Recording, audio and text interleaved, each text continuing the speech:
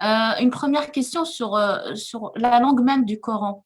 Euh, on trouve dans le texte coranique l'expression lisanun arabiyyun mubin, qu'on traduit souvent par langue arabe claire, à deux reprises dans le Coran. Donc, dans la sourate An-Nahl, la sourate 16, verset 103, et dans la sourate Shu'ara, la sourate 26, verset 195. Et une de nos membres pose la question comment, quel sens donner exactement à cette expression et surtout au terme moubine? Alors, cette expression, tout simplement, veut dire clair. Moubine, c'est clair. Moubine, c'est qui éclaircit, qui démontre, qui rapproche du sens. Parce qu'il ne faut pas oublier une chose essentielle, c'est que le prophète, le messager de Dieu, Sayyidina Muhammad sallallahu alayhi wa sallam, à l'instar des autres messagers qui l'ont précédé, avait des missions que je résume moi en trois missions ou trois, je dirais, responsabilités essentielles.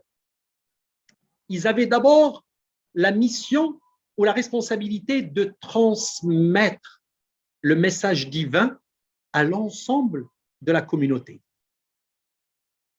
Allah subhanahu wa ta'ala dit Ya ayyuha rasulu balligh ma uhiya ilayka min rabbik. Ô messager, transmets tout ce qui t'a été révélé de ton Dieu. Et donc, il avait cette mission de transmission. Mais pour transmettre, il faut qu'il soit compris de l'autre côté.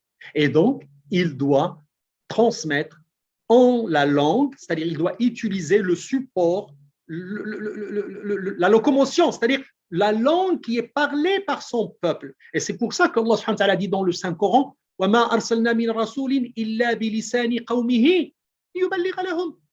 On a envoyé de messagers qu'avec la langue de sa communauté, c'est-à-dire il doit parler la langue de sa communauté parce qu'il a le devoir et l'obligation de transmission.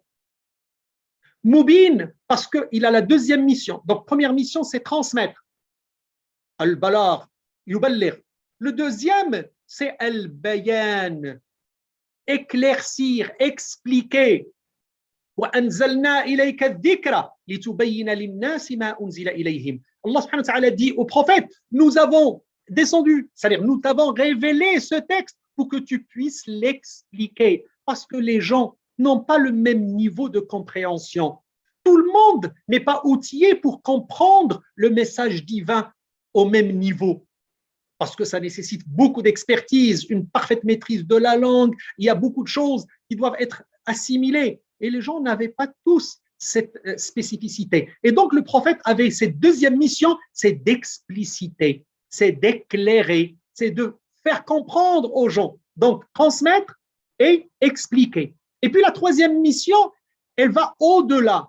Parce que même avec l'explication, il y avait des gens qui ne comprenaient pas, qui n'arrivaient pas à assimiler. Et donc, le prophète avait la troisième responsabilité, c'est la mission de transcrire le texte en acte, c'est-à-dire d'accomplir, d'appliquer tout le texte. Le sens du texte, il devait l'appliquer dans sa vie de tous les jours. Et c'est pour ça qu'il nous a dit dans le Saint-Coran,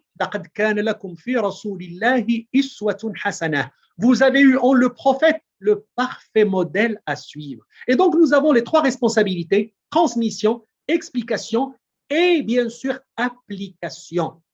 C'est pour ça que le prophète sallallahu alayhi wa sallam se comportait selon exactement les normes et les recommandations du Coran.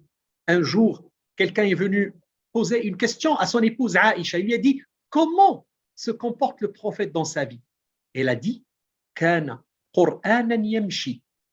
Il était comme un Coran qui marchait, c'est-à-dire on avait l'impression de voir le texte se déployer dans le comportement quotidien. Donc, il appliquait exactement et fidèlement le texte. Et ça, il ne peut pas le faire s'il ne parle pas la langue de sa communauté. Anzalnahu bilisanin arabiyyin mubin. Nous l'avons révélé en une langue arabe parce qu'il a été révélé aux Arabes. Le Coran a été descendu dans la péninsule arabique et les gens ne parlent qu'arabe.